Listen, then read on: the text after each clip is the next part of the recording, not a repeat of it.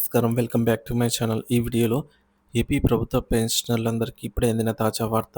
తప్పక తెలుసుకోవాల్సిన విషయాలు, లేదంటే లక్షల్లో నష్టమే. దీనికి సంబంధించిన పూర్తి వివరాలైతే వీడియోలో తెలుసుకుందాము. వీడియోని ఎక్కడే కానీ స్కిప్ చేయకుండా ఎండ్ వరకు చూసేయండి. అప్పుడే ఇన్ఫర్మేషన్ పూర్తిగా అర్థమవుతుంది.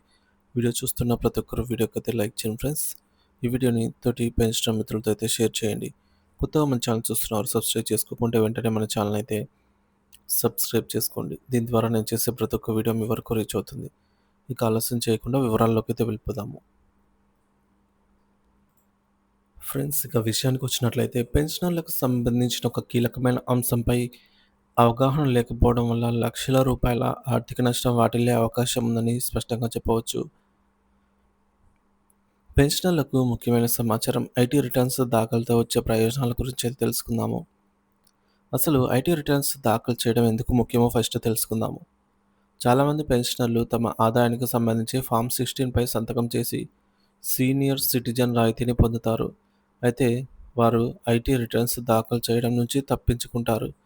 దీనివల్ల కొన్ని ప్రధానమైన ప్రయోజనాలను అయితే ఇక్కడ కోల్పోతున్నారు. దీనివల్ల ముఖ్యంగా ప్రమాదవశాత్తు మరణం లేదా అనుకోని పరిస్థితుల్లో కుటుంబ ఆర్థిక ప్రయోజనాల కోసం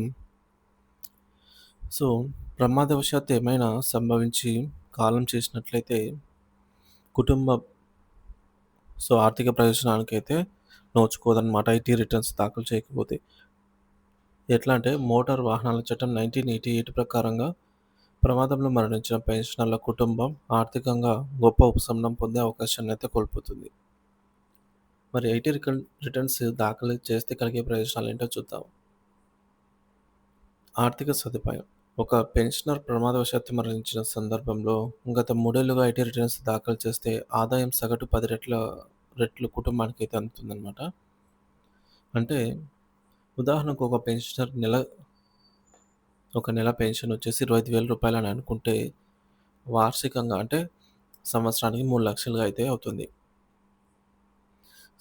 3 లక్షలు ఇంటూ 10 రెట్లు 30 లక్షలు కుటుంబానికి అయితే లభించవచ్చు. అలాగే ఐటీ రిటర్న్స్ దాఖలు చేయడం వల్ల మనం ఆ ఫైల్ని కోర్టులో రుజువులుగా చూపించవచ్చు. ఐటీ రిటర్న్స్ దాఖలు చేసిన పత్రాలను దాఖలు చేసిన వాటిని మాత్రమే కోర్టు అంగీకరిస్తుంది. ఇతర రుజువులను కోర్టులో అంగీకరించబడవు. కాబట్టి ఐటీ రిటర్న్స్ అనేది ఒక ముఖ్యమైన ఆధారం ఇక్కడ. ఐటీ రిటర్న్స్ దాఖలు చేయకపోతే నష్టం. పెన్షనర్ ఐటీ రిటర్న్స్ ఫైల్ చేయకపోవడం వల్ల ప్రమాదవశాత్తు మరణించినప్పుడు వారి కుటుంబం భారీ ఆర్థిక నష్టాన్ని చవిచూసే అవకాశం ఉంటుంది. ప్రభుత్వ చట్టాల ప్రకారం అందుబాటులో ఉన్న ప్రయోజనాలను పొందడం అసాధ్యమవుతుంది. ప్రభుత్వానికి మరియు పెన్షనర్లకు సూచనలు. పెన్షనర్లకు అవగాహన. ఐటీ రిటర్న్స్ దాఖలు చేయడం ఎంత ముఖ్యమో వారికి వివరించాలని ప్రభుత్వం కృషి చేయాలి.